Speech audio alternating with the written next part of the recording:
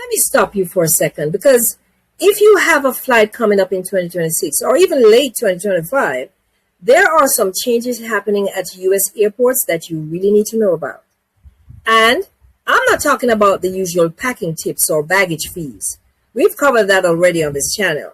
This is about the moment that you walk up to airport security and suddenly you realize the rules you thought you understood and knew have quietly changed.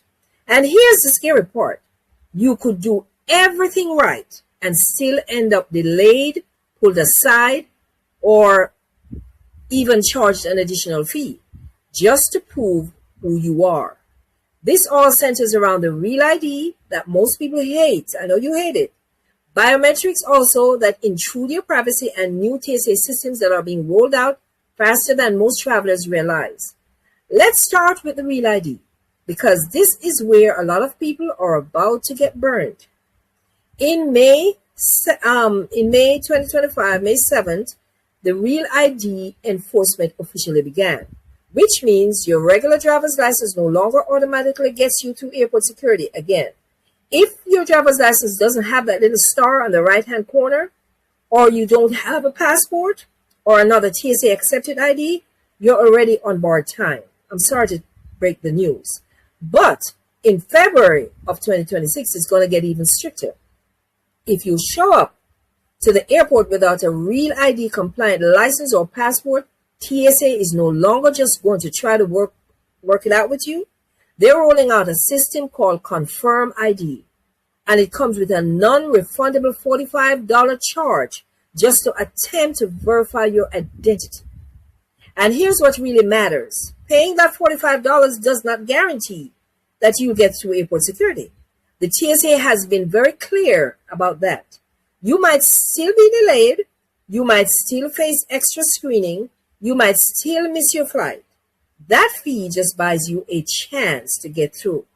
What makes this even more frustrating is that the initial fee was $18, but now suddenly it went up to $45. The TSA says the cost went up due to updated estimates and implementation expenses.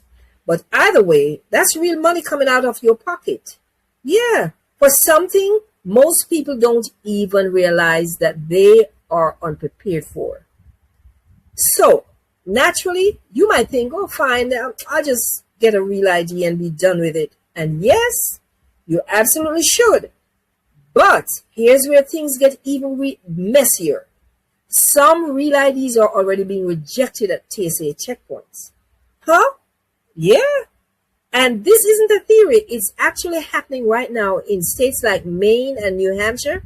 Travelers who did everything that they were supposed to do, who went to the DMV, who got the Real ID, who waited for it to arrive, are showing up at airports and discovering that the barcode on the back of their ID won't scan.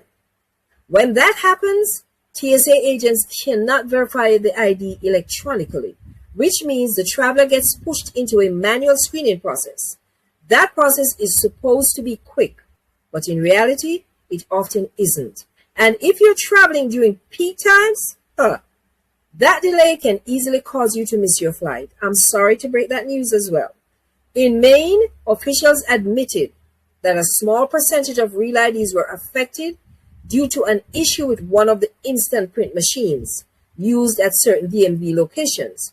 The machine has since been fixed, and affected IDs can be replaced for free. But that doesn't help the traveler who finds out the hard way while they are at the airport. Travelers that don't even have this information yet. What's worse is that there's no way to pre-check whether your Real ID will scan properly or not.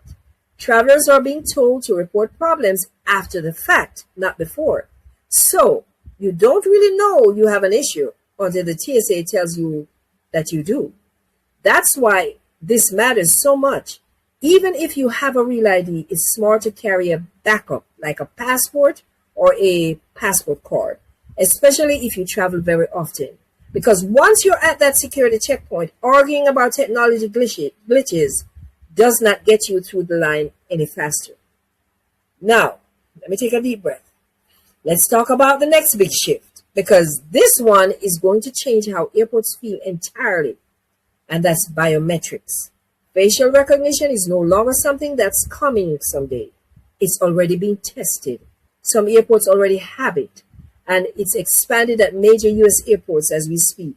TSA is rolling out ID scanning systems that combine document verification with live facial comparisons. In simple terms, what does that mean? Your face becomes your ID. Some airports are already allowing certain travelers to pass through airport security without showing a physical ID at all. Instead, the system scans your face and matches it to the information on file that they have. They have your file. TSA says you can opt out of that and request traditional ID check. But as this technology becomes more widespread, opting out may not always feel obvious or convenient. Orlando International Airport is one of the places leading this shift. They have launched pilot programs tied to biometric exit screening, especially if you're an international traveler, and this continues to increase. Airport officials say that these systems are designed to be more inclusive and work across different ages, abilities, and backgrounds. That's what they say. And while the promise is faster lines and fewer hitches, there are legitimate concerns. Where is that data going to be stored? Who has access to my data, you may be asking? How long is it kept in the system? And what happens if the system gets it wrong? These are not questions that travelers are being encouraged to ask, but they are questions that we absolutely should be asking before this becomes the default experience that we will have when we travel. At the same time, TSA is quietly relaxing some long-standing rules thanks to improved screening technology. One of the biggest changes already happened in July 2025 when the shoe removal requirement officially ended at most checkpoints, of course. That rule had been in place for years, and its removal signals that something important is going to happen soon. TSA is more confident in their new technology than ever before. So you may see more changes as the years go by. And now officials are openly hinting that the liquids rule could be next. But for now, the familiar 3.4 ounce limit still applies. But with new CT scanners producing 3D images of carry-on bags, the need to pull out liquids and electronics is starting to fade at certain major hubs. All of this tells us one thing very clearly. Airport security is moving toward automation, speed, and data-driven decisions. That can be great when everything works smoothly, but when it doesn't, the burden falls on you, the traveler. So here's a real takeaway that I want you to walk away with after this video. Don't assume that because you flew last year, you know how flying works now. Don't assume that your ID still scans or will scan. Don't assume that you'll be warned before a rule changes. And definitely don't assume that showing up unprepared won't cost you money. The airport experience in 2026 is going to reward travelers who stay informed and prepared while punishing those who rely on old habits. If you've ever stood in a TSA line watching your boarding time tick closer and closer while something unexpected happens in front of you, you already know how stressful that can be. These changes are meant to streamline travel, but only if you know how to navigate them. In the next video, I am going to talk about the new laws coming for those flying to the United States from other countries. And that's having to do, they have to now do a DNA test, an eye scan, as well as submitting their social media information. The government wants to track your arrival and your departure so that you don't overstay. So if you want to hear about this video, make sure that you're subscribed and turn on that notification bell.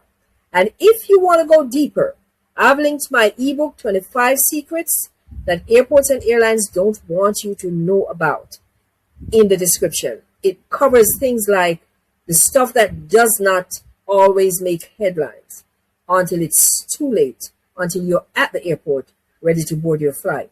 Travel smart, stay alert, stay informed, and don't let 2026 catch you off guard. Please promise me that.